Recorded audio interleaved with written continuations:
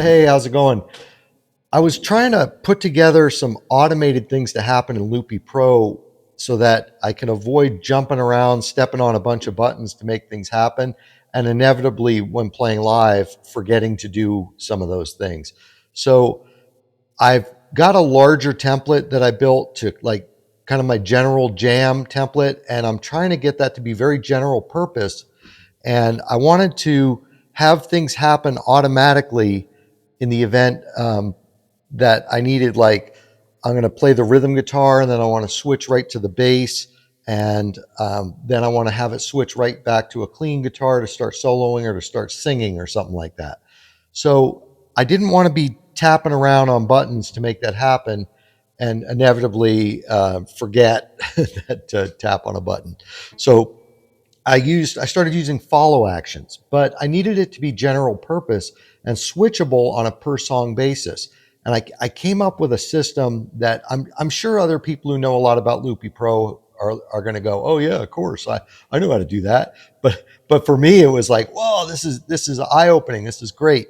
So there's a couple of critical components to this. First of all, is the follow actions for the loops, and I'll show you that in a second. But the real critical component is this stepper dial, and there's two widgets in Loopy Pro that let you defer actions, and I want to show you what that means. So we're going to step through the stepper dial first, and then I'll show you what these buttons do over here on the right.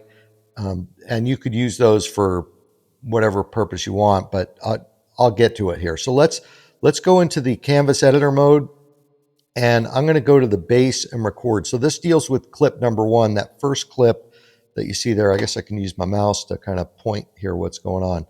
So I'm going to click on that stepper dial. So here's the real magic, okay? And it took me a while to fully grasp this, but now as somebody with a computer programming background, it really kind of opens my eyes and makes a lot of sense, because you can use these as sort of function libraries, if you will.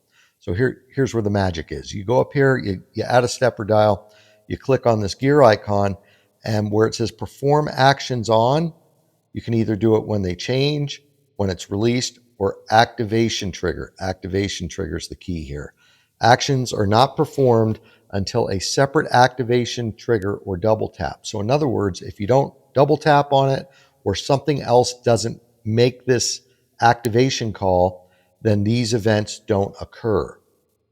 So what that lets you do is write all of these events, like I'm enabling the Tonestack Pro MIDI, which is my bass sound, and I'm selecting the preset bass only from the Tonestack Pro MIDI. So I'm selecting that preset, start recording clip number two, and then select the do nothing event after that's done, which is actually really not necessary. I'm going to delete that.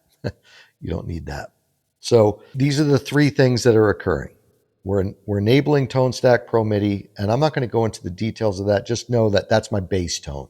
And however you get your bass tone, that's what you would do here. Select the bass only preset. That's the AUV3 preset that's saved, and start recording clip number two right away. So as soon as clip one's done, which is going to be my guitar, I immediately switch to the bass tone. I don't have to step on any pedals. But now none of this is going to occur magically. Well, sort of. We'll get there in a second. Let's look at the one next to it, which is going to be the follow actions for the bass. So I've got three of them.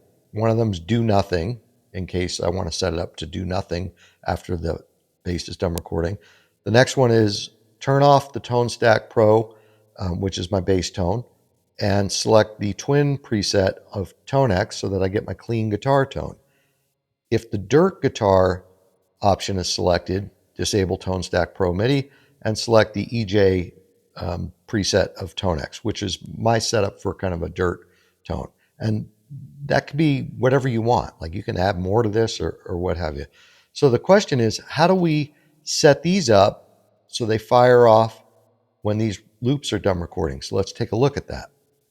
I'm going to click on clip one real quick. Again, I'll use the mouse for that, sorry. And down at the bottom here are the follow actions for the clip. And when it finishes recording, I activate the current value, re-trigger the step dial guitar FA, guitar follow action. So when this is done recording, whatever that dial was set to, I'm going to activate that value and run those steps, which is going to turn on the bass, arm, or start recording clip number 2 right away. And when we go over here to clip number 2, it has a follow action as well. And that's going to activate the current value of the step dial bass follow action. So whatever that's set to, it's going to do those things. What this lets me do is set up buttons like song clean. I set the tempo to 100 BPM, disable Tonestack Pro, select my twin preset, select the preset Stand By Me of Pop Drummer, which is just pretty much a straightforward groove, and then select the bass and record step dial value. So I arm the bass and record to go to clean. And I'm sorry, that's in the next step. Select bass and record step dial guitar. Select clean guitar on the step dial bass follow action. So in other words, when I click this song clean, it sets these two up and gets them ready to go. As soon as I start the clock, those are all set up and ready to go, and those follow actions are going to call those at the appropriate time. Song dirt, pretty much the same thing, except it sets up the other dial to go to the dirt tone after that's done recording. And this, I tried to come up with like a pretty straightforward use case of this, a simple scenario.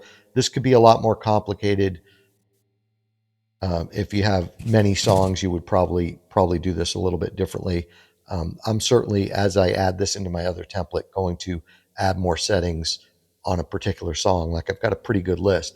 And by the way, I first saw that on this interview that Michael Tyson did with the artist Imbi.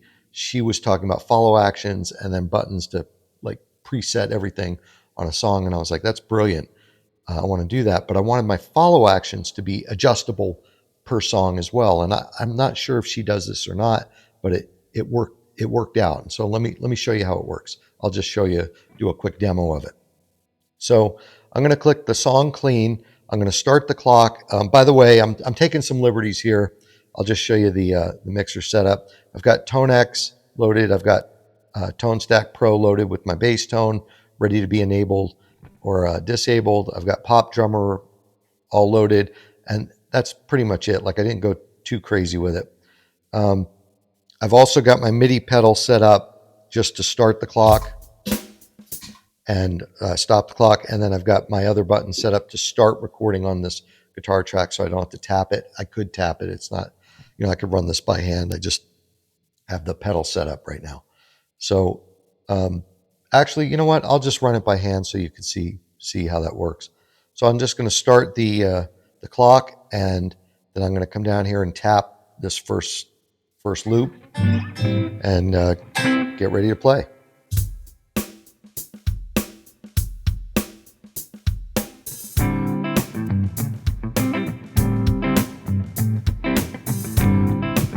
Already into the bass.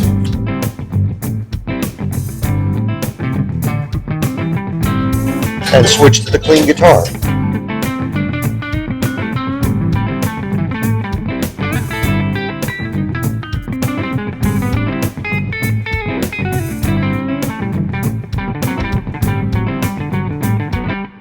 So, that was it. I know it happened fast, but I didn't have to touch anything after I started that rolling.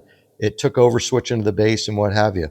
So I'm going to go ahead and just hit my clear button, and then we'll switch to the song Dirt. You'll notice down here the follow action is going to switch to Dirt guitar, and that's the only thing that switches here. And start it off just as before.